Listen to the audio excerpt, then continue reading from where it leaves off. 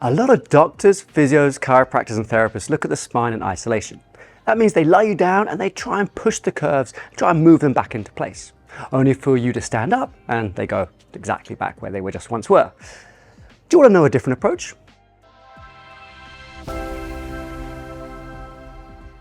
In this video, I'm going to give you a 27-minute routine that you can follow to start to loosen your back, strengthen your hips and increase your coordination. This is the foundation you need to work on prior to actually doing exercises for your curves. But before I jump into teaching that, I want to let you know that this video is part 3 of a 6-part video series breaking down how I use movements in the Scoliosis Correction Protocol course to teach people exactly what they can do for the most common types of scoliosis, which are 2 C curves and 2 S curves. In the first video, I showed you why the traditional advice you might receive from your doctor isn't going to help you address the pain, the fatigue, and the look of your scoliosis, and it certainly won't slow down, stop, or even reduce your curve. I explain how a scoliosis is a 3-dimensional problem and why it requires a 3-dimensional solution. In the second video, I showed you how to read your X-ray, how to understand the reports, and find out what type of scoliosis you have with a simple test you can do at home. After all, you can't go to work on your scoliosis unless you know what type of curve it is. But remember, if you've had a scoliosis since your teens, it might be called idiopathic scoliosis, and 80% of those are a reverse S-shape.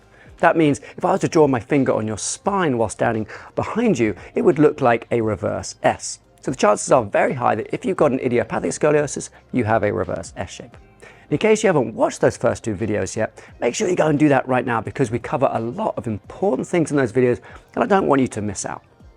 Okay, I'm excited because I'm about to share with you one of the foundational steps that is so often overlooked by therapists and doctors, and most of them aren't even aware of this.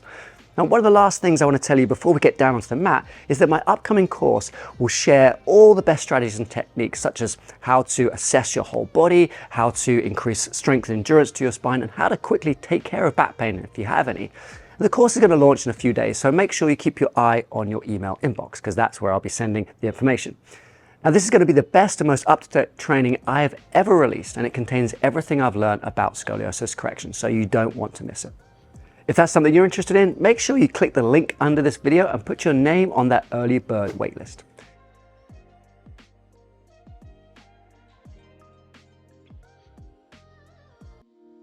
Welcome to this 20-minute back reset. You don't need much equipment for this, maybe a little stool and a foam roller or a pillow.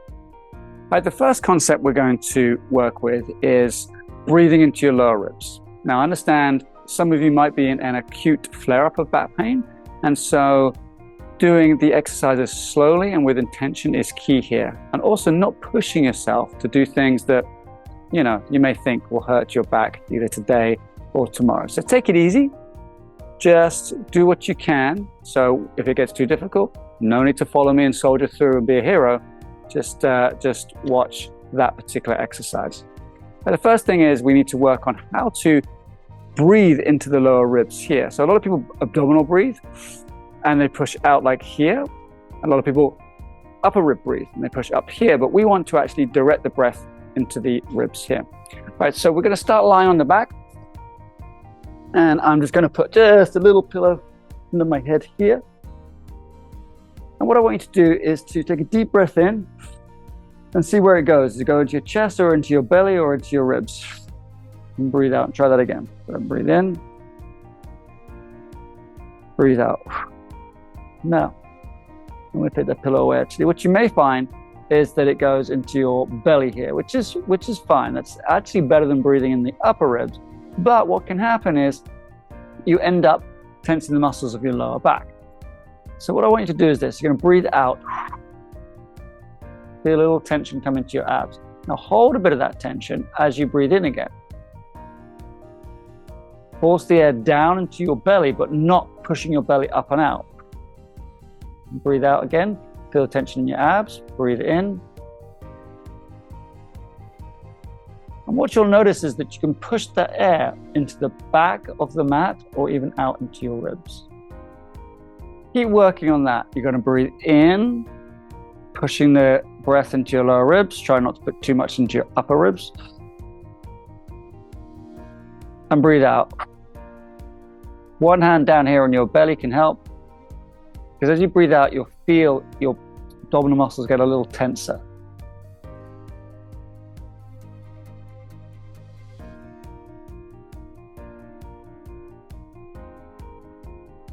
Okay, to really help you get the concept of that, what I want you to do is to take your pillow or foam roller, put it onto your lap here and lean forward so that your pillow or foam roller is on your abdominal muscles or lower ribs. Then breathe in, and you'll feel it pushes the foam roller forwards, but at the same time expands into your lower ribs. And breathe out. So you breathe out, hold a bit of tension in your abs. And try and open up this area here in your lower back. Now, if you're too far forward, it may not work for you. So you can push up slightly. You need to support yourself, just support yourself here. Hand into your lower ribs, breathe in. And breathe out. See, a lot of people with lower back pain, regardless of whether they have scoliosis or not, lack the ability to relax the muscles that have been chronically tight. And this breathing training is a way to do that. All right. So staying in this position here, we're now going to work on a way to loosen up our hips, which can help the lower back. What I want you to do is try and keep your back straight and flat and push backwards to work your hip joints only. You can see if there's a pole on my back going from my lower back to my mid back to my head, it's not rounding, okay? I'm not doing this. Now, the further back I go, there'll be a point where my lower back does round here, or even where your lower back rounds, but we don't want to go that far, okay? We just want to go as far as we can without the hips influencing the lower back. Now, once we've done that a few times, I want to see whether or not it feels better with your hands up on something. This sort of directs a little bit more weight into my pelvis. I can lift my head up a little bit more and support my back here. So whatever works for you, right? Higher up, lower down, whatever works. Now I want you to take one of your feet and cross it over the other leg. So in this case, it's my right leg. And I'm simply going to push backwards now. I should feel a little stretch into this right glute area. From the front, it looks a little bit like this. I'm actually going towards the right. You see my hip is moving out. It's not straight back anymore. It's going towards the right. So do maybe 10 movements on one side. All the while trying to keep your lower back in neutral, right? It's not super arched like this. It's not round. It's just somewhere in the middle. A little tension in the abs as well. It's great to use a mirror for these so you can check your posture, because sometimes, you might end up with your head down here or something. You just want it all to be nice and straight. Now, once you've done 10 or 15 of those, change sides. So I'm going to take my left foot over my right, and I'm moving towards the left now. Still keeping my lower back relatively flat. Checking the posture in the mirror if you have one, or video. You can do that as well.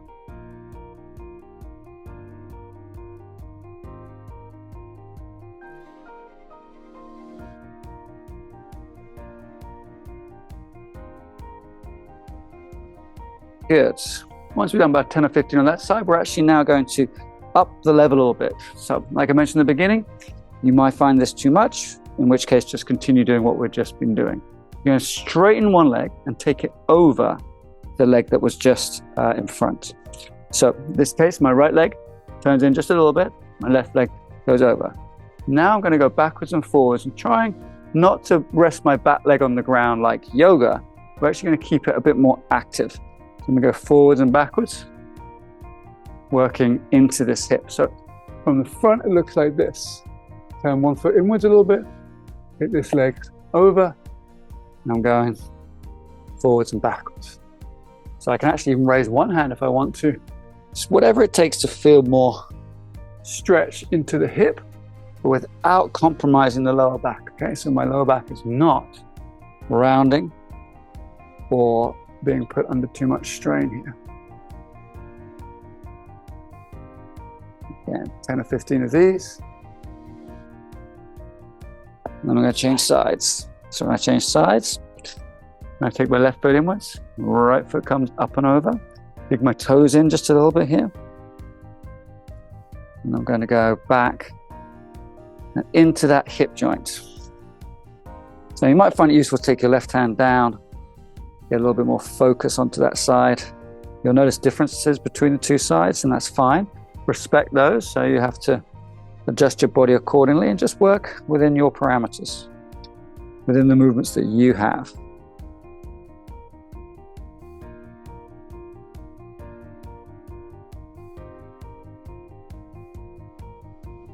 Now, all the time you're working on that breath into those lower ribs.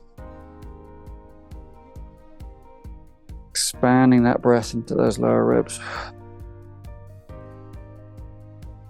Checking in with your posture with the mirror, making sure it's nothing too bad.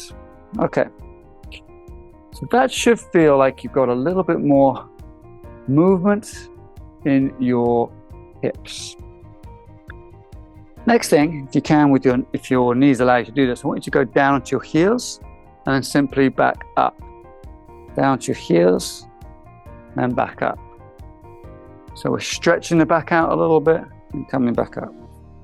Now we're going to do that without the bench. Okay, so we're going to go down, back up. So it's quads, knee strength here, ankle mobility, and the ability to hinge the back away from the hips. So what we don't want to see is, this sort of thing or this bending. I want you to imagine there's a straight line between your head, shoulders, hips. So my arms are straight here and back. Okay. So this is a hip hinge, but we're kneeling hip hinge. Okay, this is good. Next, I want you to take one knee slightly in front of the other. So this leg is back, this leg is in front.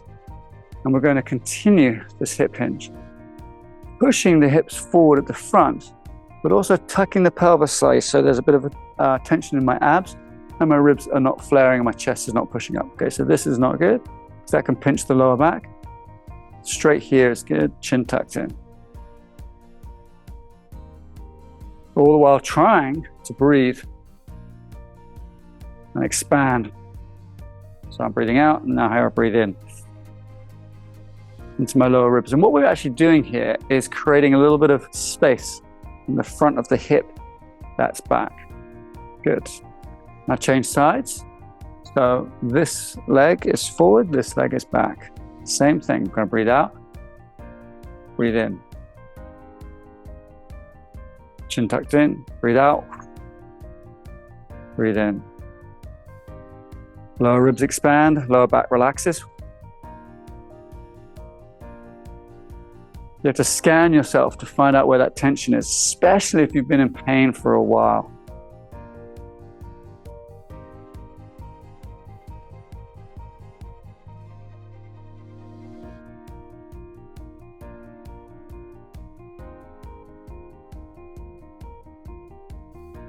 Good. Now we've really got the concept of separating the hip movement from the lower back movement. We're going to work into some different type of strength exercises. This one is a classic. We call it the bird dog, but we're going to take a new take on it. Okay, so as you breathe out, pull your belly button inwards and you'll feel a little tension coming to your core. And you may notice that actually flattens your back just a little bit, which is perfect. And then we're going to practice without any back movement at all. Can you straighten your leg? Okay. Watch my lower back here. If I go like this, my lower back goes into extension. We don't want that. We want the lower back to remain neutral as my leg gets straight. Some people, myself included, will have a bit of trouble straightening the leg and keeping the back from arching. We're going to see if we can do the same thing with the arm now. Does the back move? No. Okay, now we're going to combine those. So you're going to breathe in here. Expand through your ribs. Now you're going to breathe out, tense your tummy. Straighten the leg and arm, keeping your back completely flat. We're going to do the same side 3 times. Breathe in. Breathe out. Breathe in. Breathe out.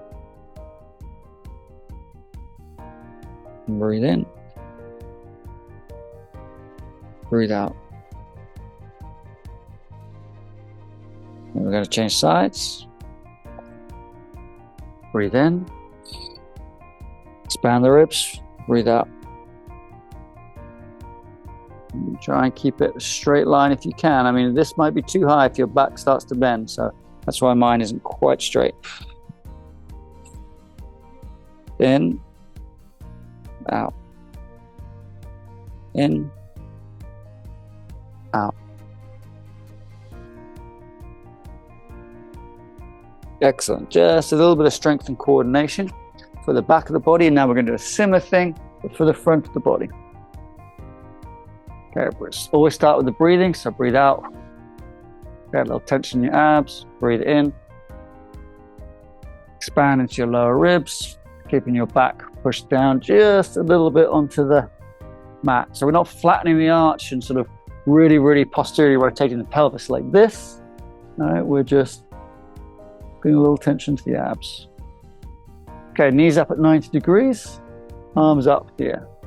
From here, you're going to take your opposite leg and hand down, keeping tension in your abdominals. You can alternate sides with this, reaching the arm up in a big arc. Okay, so I'm trying to imagine there's an arc that I need to reach just out of my reach here.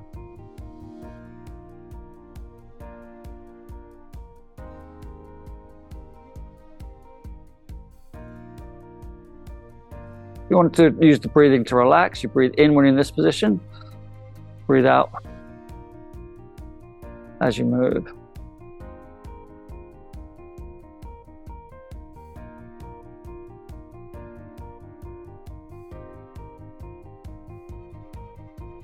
Breathe in, relax the back. Breathe out. You may find if you do it too quickly, you actually don't have an opportunity to expand and relax the back. You might find you're just holding tension there the whole time. And that can actually lead to a little bit of pain and fatigue. Good. Let me come back out of that. Now roll onto your side. We're going to move into a back extension. Now, some of you, this might not be possible. So if it's not, just do the parts that are possible. Okay, I'm going to break it down into its component parts, and then we'll put them all together. First thing we want to do is we'll lie on the back, breathe in, and feel the lower back expanding. So breathe in. This is going to be a bit easier if you had trouble with the concept before, because the floor will actually push your belly backwards. Okay, so you should be able to feel your lower back rising up, and maybe your ribs even expanding. Good. Now from here, you're going to take this hand just down by your hip and relax that left shoulder. With my right hand is underneath my cheekbone, and I'm looking at my elbow here. And from here, I want to see, can I lift up my elbow? That might just be the limit of what you can do. Your shoulder might not let you do that. If you can do that, you're going to lift your elbow, and then you're going to push your hand into the mat and see if you can get a little bit of extension in your upper back. So people with scoliosis, they tend to lack that extension because the movement's already taken up in the other two planes. So working with this could be really useful to increase that extension. Imagine that you're pushing your head away from your feet when you do it, and if there's a light coming out of your chest and you're trying to move that light along the mat away from you. We should have no movement into the lower back here. This should all be just in the upper back. So I'm not doing, I'm not doing this. I'm not doing some sort of yoga type movement. I'm literally just pushing through my hand, getting some extension into my back, lifting the elbow up before I do it. Okay, so that's all you got. That's all you got. If you want to try something harder, imagine the hand is sticking to your cheek, and you lift up here. A little bit of rotation because the elbow comes up, and then you're lifting up like this. You're imagining that light is coming out of your chest, and you're trying to keep your lower back relaxed. So just the upper back is working here. Good, breathing out, and then you come back down. You put your elbow down, and you breathe in and relax completely. So there's a switching off the muscles, and as you breathe out, there's a contraction of those muscles. Okay, Now we're going to bring the opposite leg in. So in this case, it's my left leg, right elbow. I want to be able to lift my leg up without using my lower back. And that's not easy. The lower back muscles will tense to stabilize, but what we don't want is the lower back to increase its arch.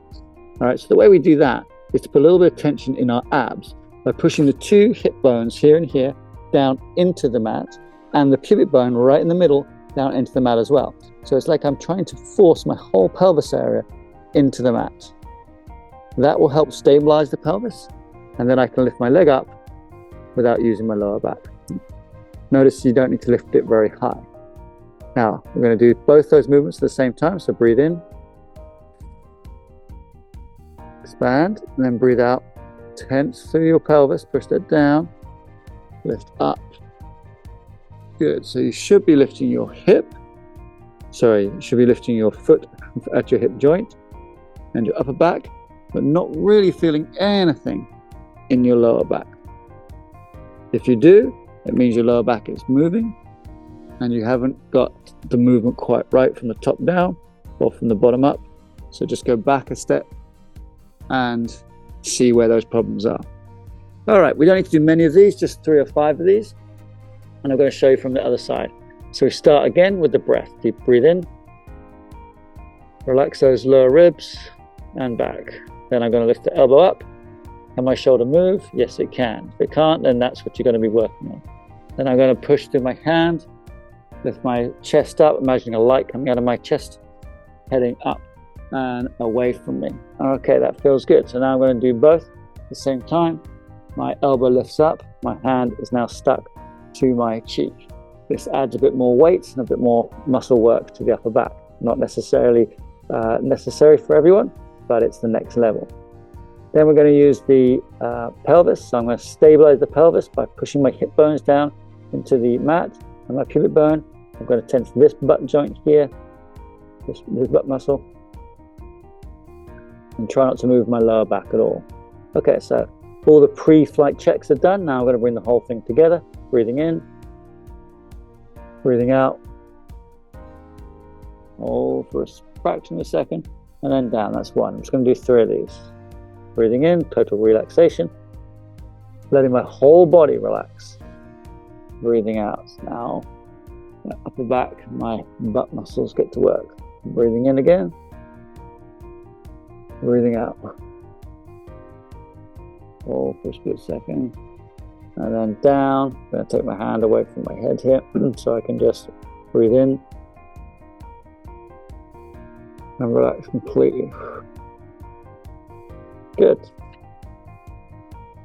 Okay, so rolling around the floor is fun, but it doesn't really prepare us for life. So we're now going to do the next piece of this, just standing up. Very, very simple. We're going to work on our hip muscles. And the way we're going to do that is to create some balance challenges. So again, I want you to see if you can take that breath that we were doing into the lower ribs and apply it to standing up. All right, you won't be able to do it if you're perhaps into your lower back and your belly's hanging out here. And also you won't be able to do it if you're tucked in and walking around with a sort of a protective posture of your lower belly and your knees slightly flexed, okay? So we need to be somewhere neutral, all right? We're not hyperextended, we're not hyperflexed, just somewhere in between, breathing into the ribs. Good. Once you've got that position, I want you to stand onto one leg. You can hold on to something if you want to, put your hand on the wall, put your hand on the chair, it's up to you. And then we're going to move that foot forwards and backwards, but you're simply going to touch in the front and touch in the back. So a very simple movement. You'll also notice my shoulders are moving just a little bit as well, so I'm getting some core activation here. All right, once we've done that, I want to see if you can do it without touching at the front. So you touch the back, but not at the front. Touch the back, but not at the front. So it looks like this. Touch the back, but not at the front. Back, front. Easy, right? Or is it? Now you're going to touch the front, but not at the back. So I'm just challenging my left leg, challenging my balance, challenging my coordination. You should start to feel the muscles in your left hip and leg start to work now. Now you're going to go no touch, no touch. So you're building up from touching front to back and just touching in front of you, then touching just behind you, and then no touching at all. Good. That's the left hip working with balance, but we're not finished there. We're actually going to do the same thing going side to side. You can let your hips move just a little bit with this one. If you can, let your head move just a little bit to counterbalance you. So that's touching both sides. Now we're going to go no touch. So no touch, touch, no touch, touch. Now remember, it's okay to hold on to something here if you need to. Now I'm going to go no touch on this side, but touching this side. So here, it's my sort of rest for a second. No touch, reset, no touch, reset.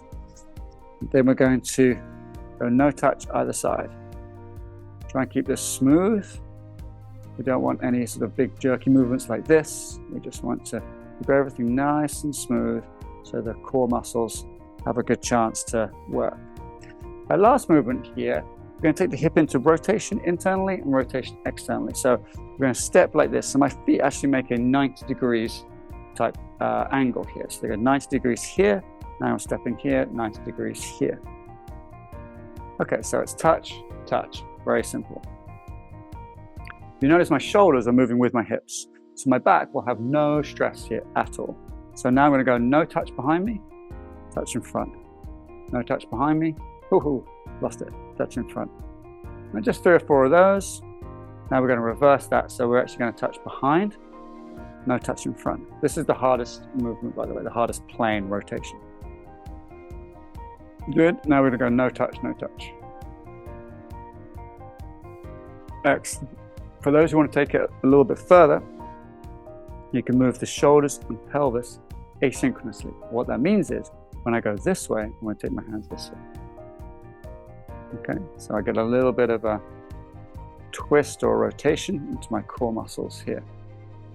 Some of you may actually find that easier, but for those of you who the back pain is triggered when you rotate, just take that one easy. All right, so we've fired up these muscles around the hip and we've trained and established more balance in our left leg. So we're going to do the same thing on the other side now. So this was a walking type motion. So if your left foot goes forward, your right hand goes forward. Touch, touch, touch, touch. Breathing into those lower ribs. Imagine there's a thread pulling your head towards the ceiling, so your chin gets tucked in, okay? So we're not doing this, not here. We are chin tucked in, pelvis strong, abs strong. That's it. No toe touch in the front, touch behind. No toe touch in the front, touch behind. Now as you go back, see if you can actually get this butt muscle to fire. Just there. You'll notice that you may want to duck or tip your pelvis forward. Try not to do that too much. Keep it in your glutes. Good. Now we're going to go the other way. Touch at the front, not at the back. And then go no touch, no touch. Chin tucked in. Imagine you are pulling you towards the ceiling, constantly checking your posture for this exercise. This is not necessarily how you move around during the day, but for this exercise. Good, you should feel stuff into your hip here. Now we're going to go left and right. Touch, touch. Allow your hips to move. Stretch and contract the muscles, both sides. Now we're just going to touch this way. Touch, no touch, touch, no touch. Good. And then we're going to go the other way. No touch here, touching here. No touch here, touching here. Excellent. Now no touch either side. Good, so I need to slow it down a little bit to concentrate. Good, and then relax. Last movements here, last movements of this whole little routine are going to be rotations. So simply rotate inwards and outwards, keeping the shoulders and the pelvis moving over each other. So even though your body is rotating in space, there is no rotation at the lower back. Okay. Next, we're going to go touch at the front, not at the back. Touch at the front, not at the back. All right. You should feel this in the glutes. And then we're going to fire the other way. Touch the back, not at the front.